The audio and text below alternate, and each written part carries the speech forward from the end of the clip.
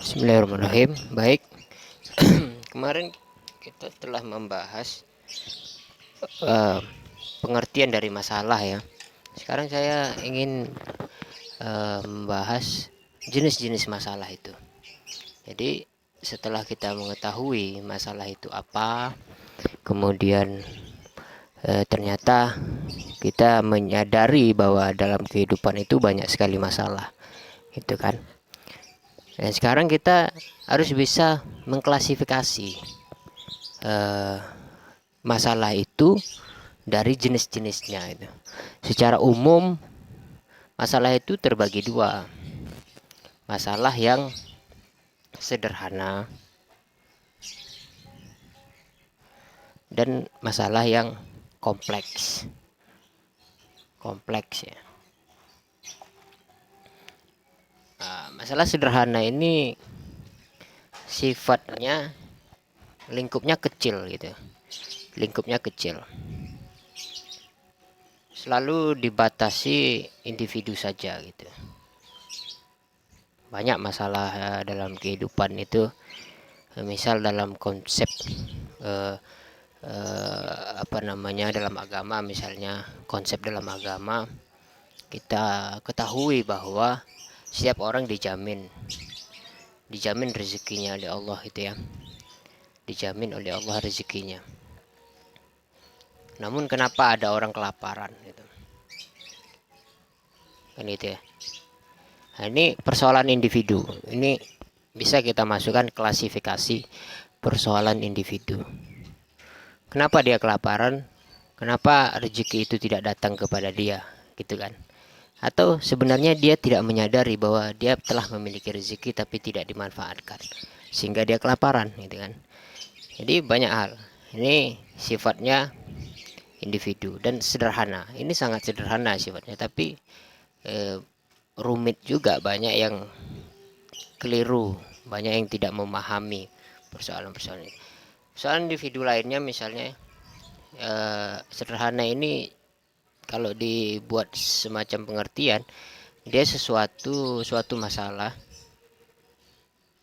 yang tidak berkaitan dengan yang lain, tidak memiliki hubungan dengan yang lain, hubungan dengan masalah lain, gitu kan. Dia tidak memiliki hubungan dengan masalah lain, makanya dia sifatnya internal. Itu persoalan sederhana. Contoh-contohnya banyak, bisa kita klasifikasi dengan cara mengidentifikasikan setiap masalah itu, apakah ada kaitan masalah itu dengan masalah yang lain. Jika tidak memiliki kaitan dengan masalah yang lain, maka dia bisa dikatakan itu persoalan yang sederhana, masalah yang sederhana. Tapi jangan juga kita menganggap bahwa persoalan sederhana ini sesederhana istilahnya gitu. Justru masalah sederhana ini terkadang rumit gitu untuk diselesaikan. Yang kedua, persoalan yang kompleks. Persoalan kompleks ini biasanya berkaitan dengan hal-hal yang suatu masalah yang hubungannya banyak gitu dengan yang lain. Nah, contoh-contohnya biasanya persoalan ekonomi, politik,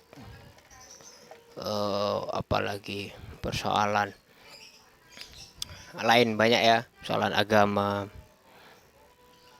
banyak sekali. Ini persoalan yang kompleks. Kita ambil satu contoh, ekonomi misalnya.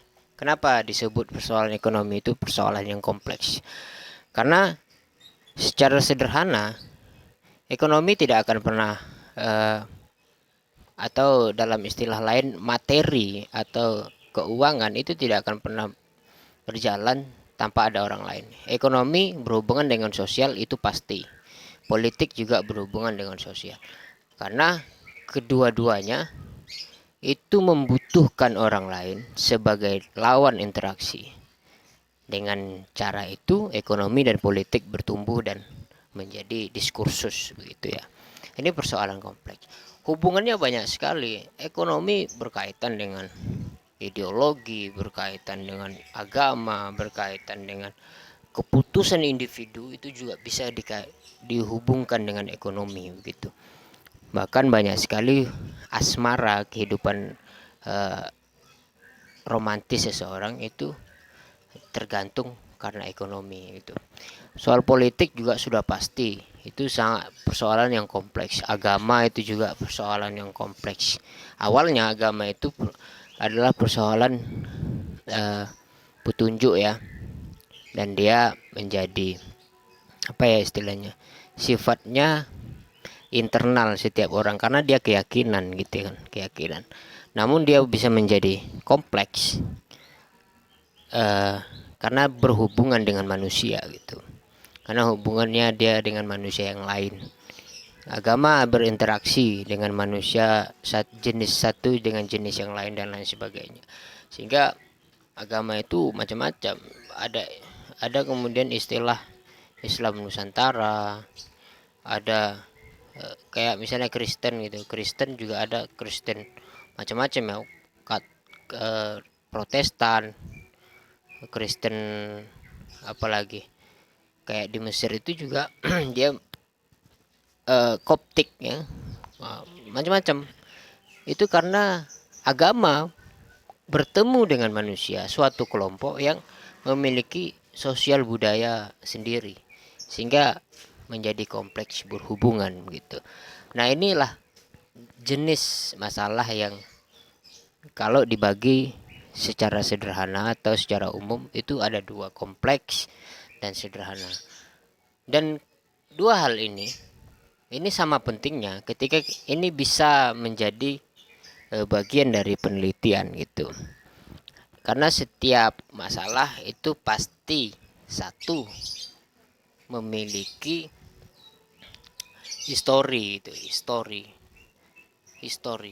atau gampangnya sebab akibat lah, sebab akibat,